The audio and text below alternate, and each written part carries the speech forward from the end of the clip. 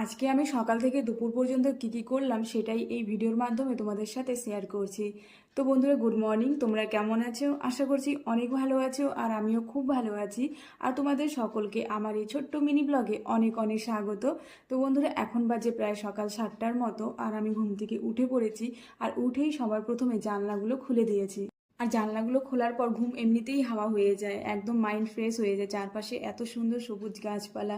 তারপর হচ্ছে আমি বিছানাটা তুলে নিলাম, তারপর ঘরটর গুছিয়ে এখন সম্পূর্ণ ঘর ঝাড় দিয়ে মুছে নিচ্ছি। তারপর চলে এসেছি রান্নাঘরে। কালকে রাতে বাসন মাজি নেই, মনটা ভালো ছিল না, শরীরটাও ভালো ছিল না, সেই কারণে। না হলে তো আমি রাতেই মেজে নিই। তারপর দেখলাম নিচ থেকে জল লিক হয়ে পড়ছে, আর সেটা দেখে মাথা আমার পুরো বিগড়ে গেছে। কালকে রাতেও একটু একটু পড়ছিল, তারপর বর্মশাইকে বললাম একটু ঠিক করে দাও। সে আমাকে উল্টো গরম দেখিয়ে চলে গেল, আর সেটা নিয়ে ওর আর আমার মধ্যে ঝগড়া লেগে গেছিল। কারণ আমি বিনা কারণে কারোর উঁচু আওয়াজ বা গরম একদমই সহ্য করতে পারি না। তো যাই হোক, স্নান করে চলে এসেছি এখন ছাদে জামা কাপড় মেলতে। তারপর ব্রেকফাস্ট করে চলে গেছিলাম একটু রোদ পোহাতে, আর সেখান থেকে এসে দেখি বর বাজার করে দিয়ে গেছে।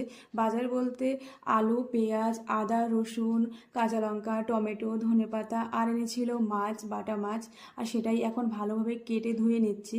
আর আজকে শুধু মাছের ঝোল আর ভাত আর টমেটোর চাটনি হবে। তো দেখো, মাছটা সুন্দরভাবে ধুয়ে নিয়ে এখন ভেজে নিচ্ছি। মাছ ভাজা হচ্ছে ততক্ষণে এদিকে পেঁয়াজ টেয়াজ কেটে নিলাম, আর এদিকে আমি একটু মশলা বেটে নিচ্ছি। তো এদিকে আমার মাছ হচ্ছে ততক্ষণে আমার ভাত হয়ে গেছে। তো চলো বন্ধুরা, টাটা বাই বাই। আমার রান্না বাড়ি কমপ্লিট। ভালো থেকো, সুস্থ থেকো। আবার দেখা হচ্ছে নতুন কোনো আরেকটা ভিডিওতে। টাটা।